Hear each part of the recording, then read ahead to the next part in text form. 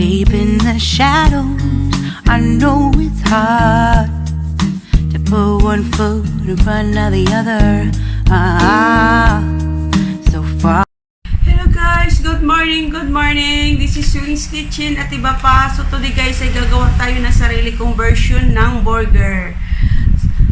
So ito yung aking mga ingredients sa aking paggawa ng aking sariling burger. Homemade burger pala. So meron tayong cucumber at saka lettuce. Ayan. Sariwa pa to guys, sariwa. Kagabi ko pa lang naman to binili. Ayan. Then, yung kamatis, tomato, at saka white onion. Yung ating anchor cheese na slice. Then, yung aking ham na CDO. Yan. Then, yung aking burger patty. Siyempre, hindi mawawala yung burger patty pagka gumawa tayo ng burger. Yan. Then, of course, yung aking quick melt, guys. Ang laki ng quick melt ni Weng. So, yung quick melt natin. Then, yung aking itlog, ano ko lang ito guys, sunny side up ko lang. Then, yung ating mayonnaise.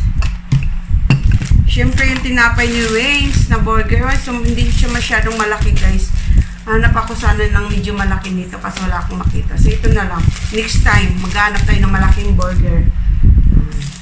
So, ito na siya guys. Gagawa tayo ng burger natin kasi mahilig kaming mag-asawa kumain ng burger.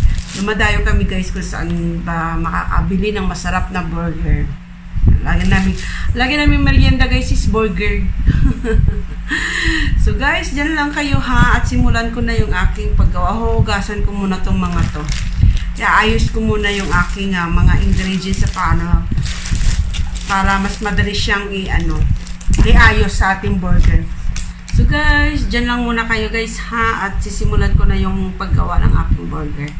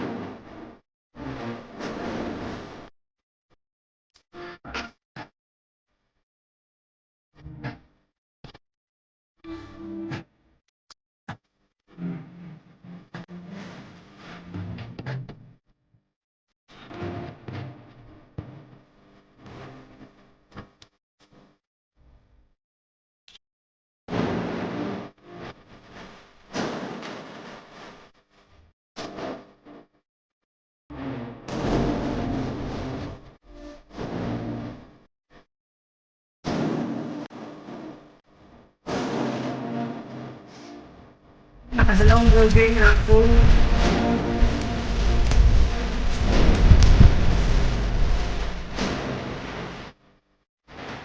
So guys, tikman natin yung aking pinaghirapang burger. Yung aking pinaghirapang burger. So ito siya yung may egg pa na nilagay ko. So ito wala siyang egg.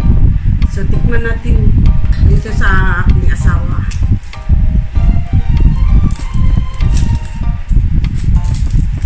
Ito na yung aking tanghalian.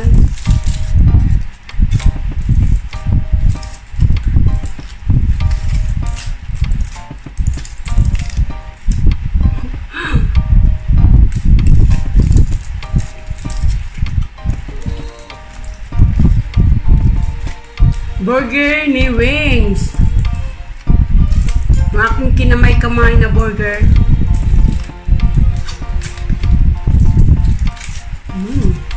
Sarap. First bite sa inyo.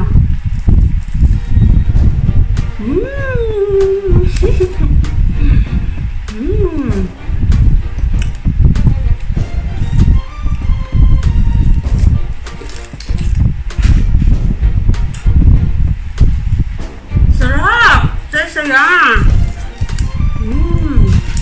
Lalagyan ko lang siya ng ketchup. May mayonnaise na ako nilagay. Lalagyan ko pa siya ng ketchup.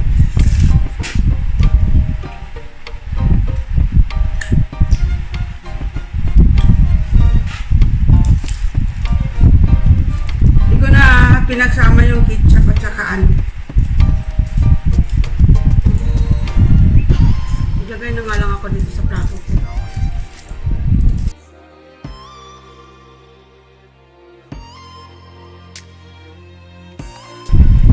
Sarap guys!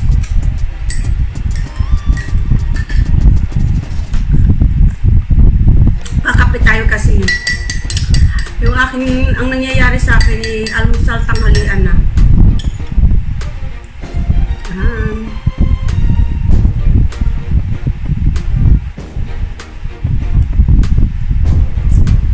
Ang sarap-sarap!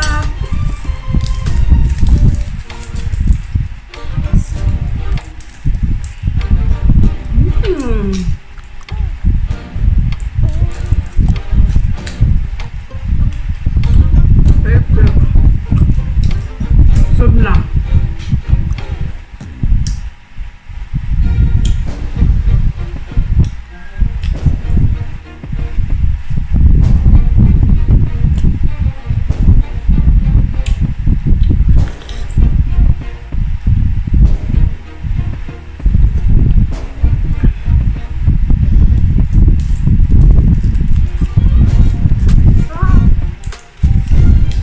Cheese natin.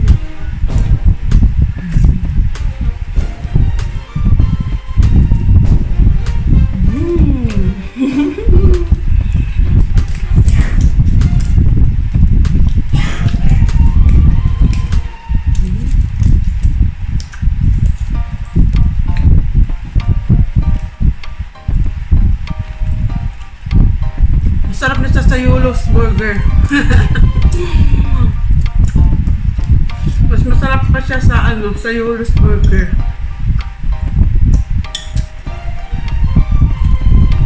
Sa kanila may mozzarella, sa akin may kulit na ako, di ba? Tapos may egg pa, yung kanila wala.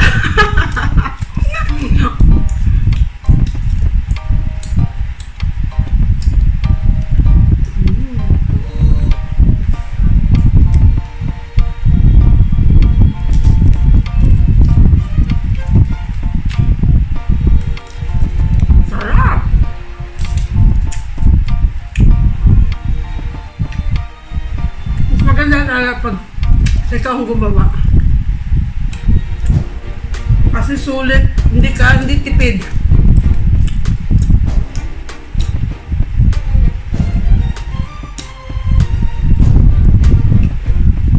Yung lettuce sa kanila yung lettuce sa parang kakunti na lang.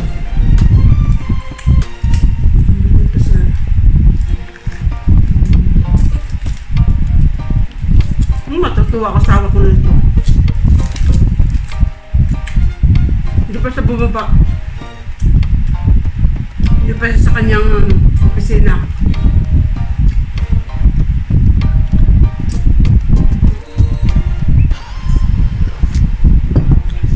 Crunchy yung pinaglalagay ko ng mga gulay.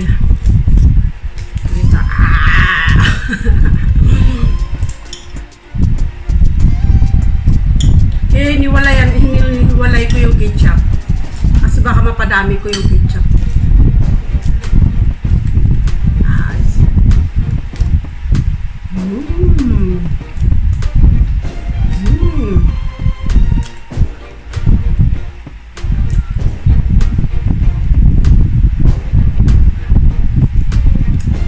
Ang sarap.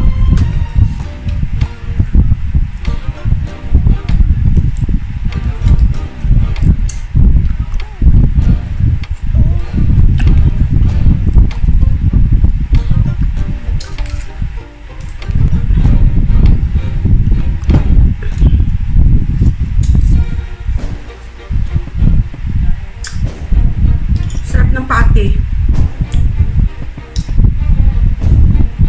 Talagang lasang beef talaga.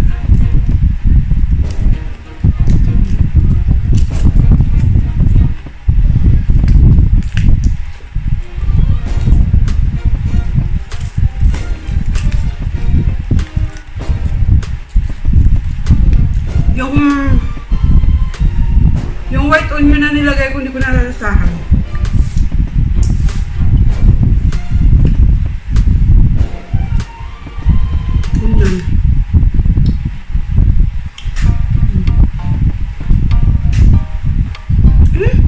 Sarap pala to. Malamis-lamis. So, mahilig akong kumain ng salad, guys. Hindi ako nawawala ng ganyan.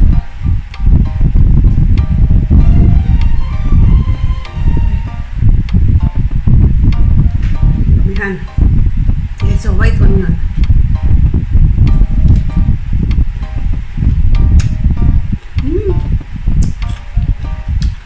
Sarap siya. Sarap pala yung yung white na onion na kala ko maano.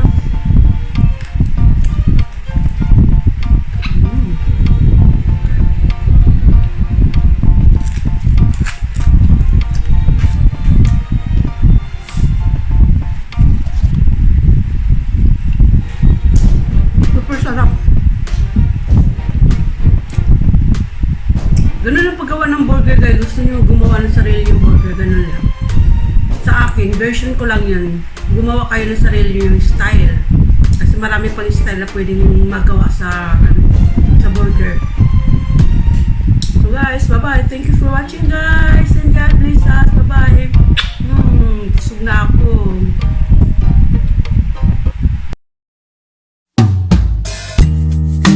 Deep in the shadows, I know